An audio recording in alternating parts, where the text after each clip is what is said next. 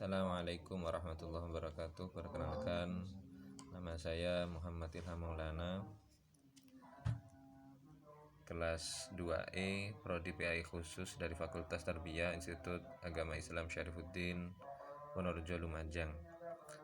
Dalam kesempatan kali ini saya akan menyampaikan presentasi tentang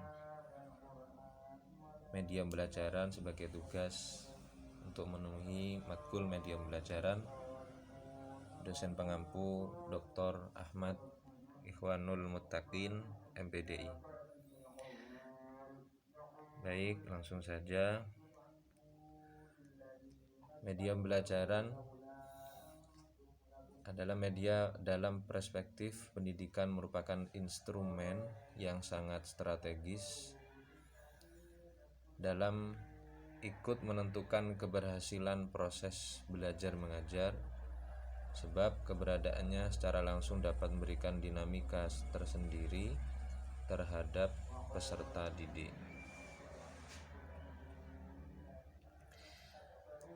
Kata media pembelajaran berasal dari bahasa Latin, yakni medius, yang secara harfiah berarti tengah, perantara atau pengantar. Dalam bahasa Arab, media perantara atau pengantar pesan dari pengirim kepada penerima pesan.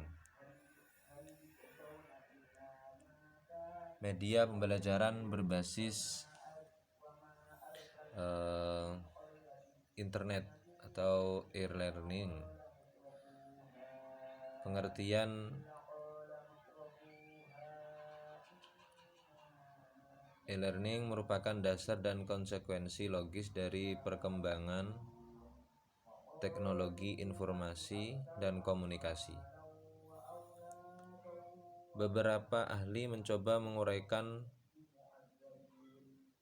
pengertian e-learning menurut versinya masing-masing. Di antaranya Jaya Kumar, e-learning sebagai sembarang pengajaran dan pembelajaran yang menggunakan rangkaian elektronik untuk menyampaikan isi pembelajaran, interaksi atau bimbingan.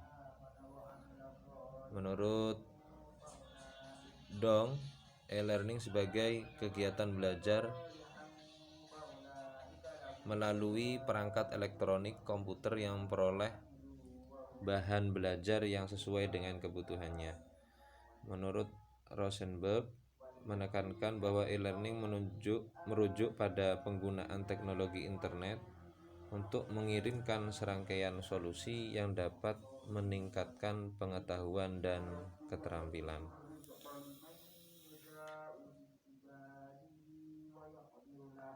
Darin E. Harley, e-learning merupakan sesuatu belajar mengajar yang memungkinkan tersampaikannya bahan ajar kepada siswa dengan menggunakan media internet atau media jaringan komputer lain. Menurut tokoh Landframe, e-learning adalah sistem pendidikan yang menggunakan aplikasi elektronik untuk mendukung belajar mengajar dengan media internet, jaringan komputer maupun komputer standalone. E-learning dalam arti luas bisa mencakup pembelajaran yang dilakukan di media elektronik, internet, baik secara formal maupun informal. E-learning secara formal misalnya adalah pembelajaran dengan kurikulum, silabus, mata pelajaran dan tes yang telah diatur dan disusun berdasarkan jadwal yang telah disepakati pihak-pihak terkait, pengelola e-learning dan pembelajar sendiri. Pembelajaran seperti ini biasanya tingkat interaksinya tinggi dan diwajibkan oleh perusahaan pada karyawannya, atau pembelajaran jarak jauh yang dikelola oleh universitas dan perusahaan-perusahaan Biasanya perusahaan konsultan yang memang bergerak di bidang penyediaan jasa e-learning untuk umum. Kelebihan dan kekurangan e-learning. Ada beberapa keunggulan e-learning dibandingkan dengan model pembelajaran konvensional, diantaranya adalah pembelajaran jarak jauh. E-learning memungkinkan pembelajar untuk menimba ilmu tanpa harus secara fisik menghadiri kelas di sistem daring, di pembelajaran jarak jauh melalui Google Meet juga bisa. Yang B, e-learning dapat mempersingkat jadwal target waktu pembelajaran.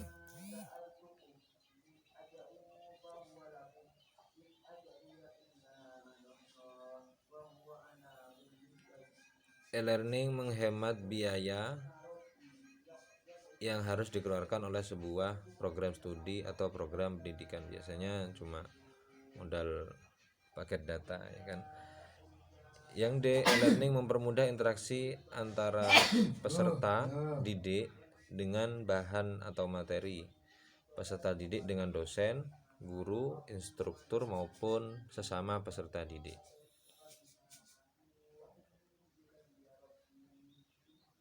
Selanjutnya, fleksibilitas dari sisi waktu dan tempat. Suasana tidak menegangkan. Dengan e-learning, suasana belajar tidak menegangkan seperti bertatap muka langsung. Jadi bisa enjoy, kan, nyantai, tidak tegang seperti tatap muka di dalam kelas. Dan siswa lebih berani melakukan latihan online karena tidak takut malu atau dibentak kalau melakukan kesalahan ini.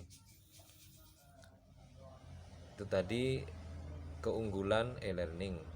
Sekarang kekurangan pemanfaatan e-learning. Nah, ini ada poin-poinnya. Yang pertama, terutama dari sisi kebutuhan investasi jaringan pendukung dengan perangkat lunaknya. Untuk dapat memperoleh manfaat yang optimal dari e-learning dibutuhkan dukungan jaringan yang tepat dan stabil. Yang kedua, guru banyak yang belum siap menggunakan metode e-learning dan masih belum terampil menggunakan fasilitas seperti video dan komputer. Yang ketiga, bagi orang yang gagap teknologi, sistem ini belum bisa diterapkan. Yang keempat, keterbatasan jumlah komputer yang dimiliki oleh sekolah juga menghambat pelaksanaan e-learning. Kehadiran guru sebagai makhluk yang dapat berinteraksi secara langsung dengan para murid telah menghilang dari ruang-ruang elektronik e-learning ini. Di hadirnya pembelajaran secara jarak jauh ini membuat kehadiran guru ini semakin telah menghilang gitu. Jadi lewat pembelajaran elektronik tadi, lewat pembelajaran e-learning ini ya sejak corona itu. Kelebihan dan kekurangan e-learning. Perencanaan awal, mengidentifikasi tujuan, kebutuhan dan masalah yang muncul dalam pembelajaran. Analisis karakteristik siswa yang akan menggunakan dan pelajari materi yang akan dikembangkan. Mempertimbangkan strategi pembelajaran. Terus menyiapkan materi, menguasai materi dan metodologi pengajaran, menguasai prosedur pengembangan media. Yang ketiga, menguasai teknik pemrograman komputer.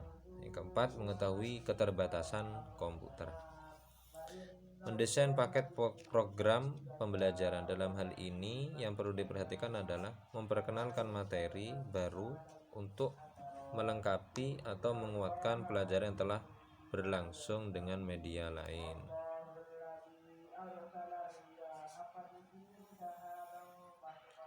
Memvalidasi paket program pembelajaran.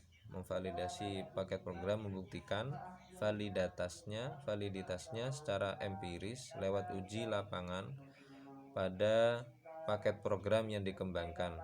Paket program diuji cobakan dengan memilih sampel yang representatif. Program belajaran perlu memperhatikan satu, kebenaran bahan ajar, yang betul-betul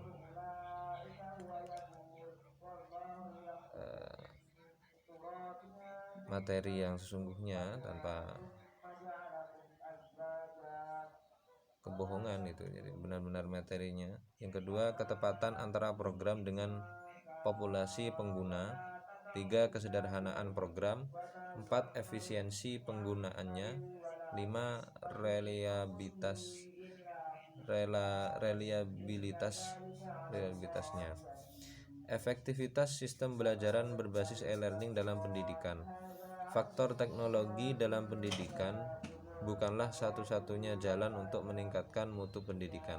Sebagai contoh, banyak anak-anak yang berada di sekolah-sekolah miskin dan terpencil ternyata berkat kekuatan tekad, kesadaran, dan keinginan yang kuat ternyata memiliki mutu dan kualitas pendidikan yang lebih baik dibandingkan dengan sekolah yang mampu menerapkan Information Communication and Technology atau disingkat dengan ICT atau TIK di sekolahnya. Perlu digarisbawahi adalah sebuah kesalahan besar apabila dalam sebuah lembaga sekolah memfokuskan pengadaan TIK melebihi cara meningkatkan mutu manusianya sebagai pengguna teknologi itu sendiri untuk diterapkan di lembaga pendidikan tersebut. Karena esensi peningkatan mutu, pemanfaatan Dokeos dalam e-learning. Dokeos adalah e-learning tools untuk aplikasi berbasis web. Dokeos merupakan free software yang dirilis oleh GNU GPL dan pengembangannya didukung oleh dunia internasional. Sistem operasinya bersertifikasi yang bisa digunakan sebagai konten dari sistem manajemen untuk pendidikan.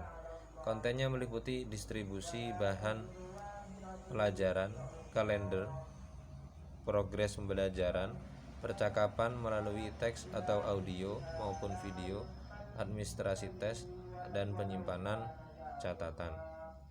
Demikian presentasi yang bisa saya sampaikan, kurang lebihnya saya mohon maaf. Wassalamualaikum warahmatullahi wabarakatuh.